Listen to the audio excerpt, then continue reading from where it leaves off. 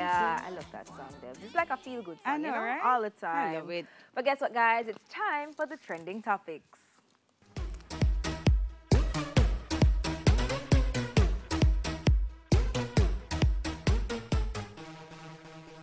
Oh, all right, guys. So the Prime Minister, Andrew Holness, has said he is not aware of Will Reid being granted an extension of his special leave with full salary and benefits. Mr. Reid, who still holds the post of Principal of Jamaica College, had been seconded to the Ministry of Education as Minister in 2016. Now, the former Education Minister is now before the courts on fraud charges, but continues to receive a salary from the school. Mr. Reid's special leave ends today, November 20. However, he had requested on August 2 to have his leave extended by 5 years. In an interview with Radio Jamaica, the Prime Minister said the government understands the public angst regarding extensions and persons getting paid without working. But the structure of Jamaica's labor laws requires that there is a process. Now, Mr. Holness said the government was keen on having Jamaica College return to normality and allowing children there to have certainty about the principal and leadership. He said he did not want to say much more on the issue or its resolution before the minister has spoken on it or the board of the school has spoken on the matter. And rightly so. Yeah. Rightly so. I mean, the question is, I'm sure a lot of persons were saying, really? Like, really? Really, you haven't heard about this? But, I mean, I don't think he's really in a position to say yay nor nay, nor yes nor no, nor maybe nor so. You know what I mean? Because, one, the matter is before the courts, and two, the minister of Education, she hasn't come out and said anything as an update so far. So I don't think, I mean, he really just saying, hey, I mean, we just have to see what happens. But, let's wait and see what actually comes from it and what they will actually say. Yeah, so, I think as a people we take it for granted, or we believe that the Prime Minister must know everything. Yeah, man. And if he did know everything, why would he need ministers to man certain portfolios? And to manage certain things. Right, exactly. So he appointed, their leaders appointed to do their work. Yeah. So we have to allow that, and especially when it comes down to the law, as you rightly said, certain things just have to run its course. And I mean, the matter is before the court. It is before the court. Now, so of course, when you're dealing with sensitive issues like these,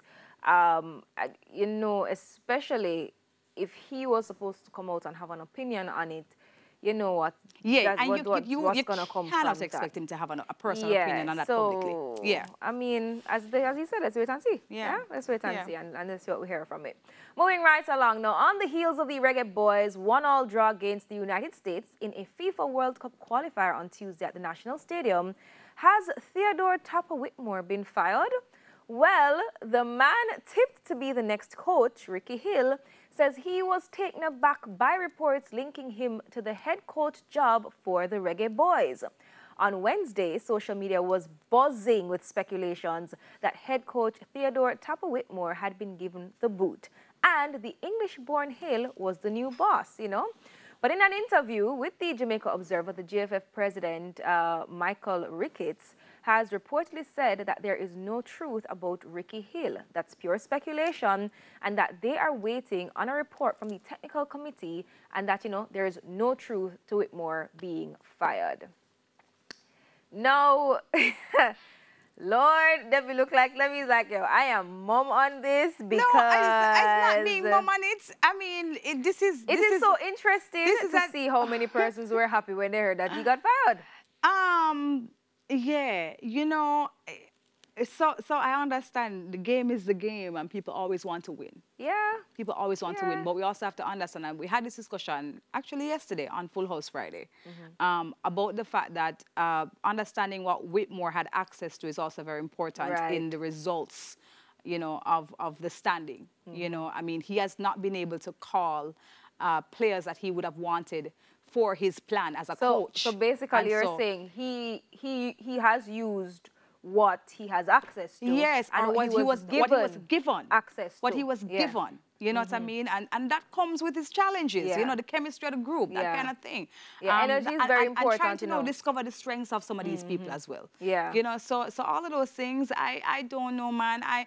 My heart goes to people who have to be in these positions, you know what I mean, to lead and guarantee results. Especially under the speculation of the public with their expectations. You know what, we just want to win. Yeah. Full stop. We don't care who the guy is. Yeah, man, especially when it comes to being under the scrutiny of the public, especially when you have your expectation and you say, yo, I want us to get back to even, just to taste back, you know, the World Cup again. Just for even say we're going on a plane to go back there. You know what I mean? We just want to feel that feeling once again. And so when people have expectations, you know, overall, we're not just talking about football, but just when people have expectations overall, is a serious thing. It absolutely is.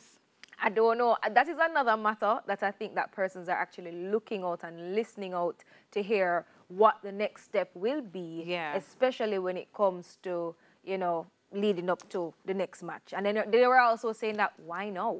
Yeah, you know, the timing now. Is this really the right time to do a switch? What are you going to do with the team now? So, sir, is you. Sir, team, meet a new coach. Yeah, anyways, moving on.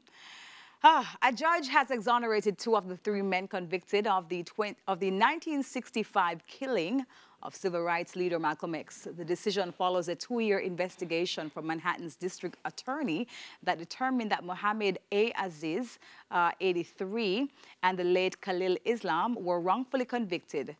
Saying, I regret that this court cannot undo the serious miscarriage of justice.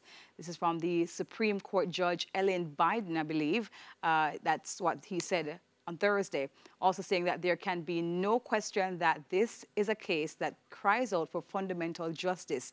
District Attorney Cyrus Vance Jr. said most of the physical evidence and witnesses couldn't be reinvestigated because of the time that passed, and the investigation found that several witnesses told the FBI that they had not seen Aziz or Islam with the murder weapon. The investigation also determined that prosecutors withheld evidence that could have cleared Aziz and Islam at trial. Malcolm X, who was born Malcolm Little, was killed while giving a speech at a ballroom in New York on February 21, 1965. Aziz, Islam, and another man whose name is Thomas Hagen were convicted for the murder, but Aziz and Islam maintained their innocence. So at 83, though, yeah, man.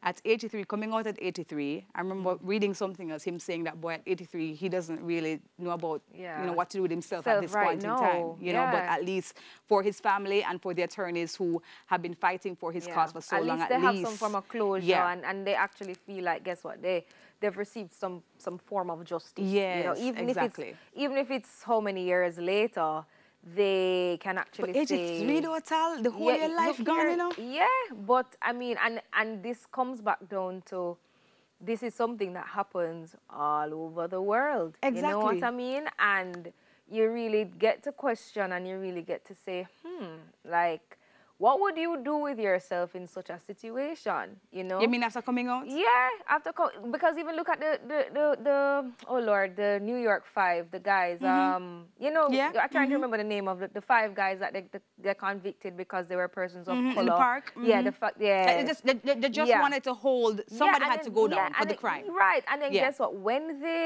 somebody had to, they had to have some form of accountability somewhere, somehow, and they just had to find somebody. And it just happened that it was them at the time. And it's happened with these men as well. Now, they were lucky enough to come out not so old and get money from the state as well. But at the same time, when you even speak to them and hear their interviews, they say that, look, no matter how much money the trauma, you give them, the time lost, everything, it just don't add back up for that. So, as you rightfully say, you know, 83, the only form of comfort that they probably have is just knowing that, guess what, no, my family has some form of peace. You know, my children, my grandchildren, they have actually know within themselves. Believe say, that, I was not guilty. So I think... And that's a hard thing to carry on your back for so many years, you know, being convicted for the killing of such a great man. Yeah, but... You know, so you're an enemy already, you know. Already, right? But guess what, guys? That's it for the trending topics. More We Can Smile in just a few.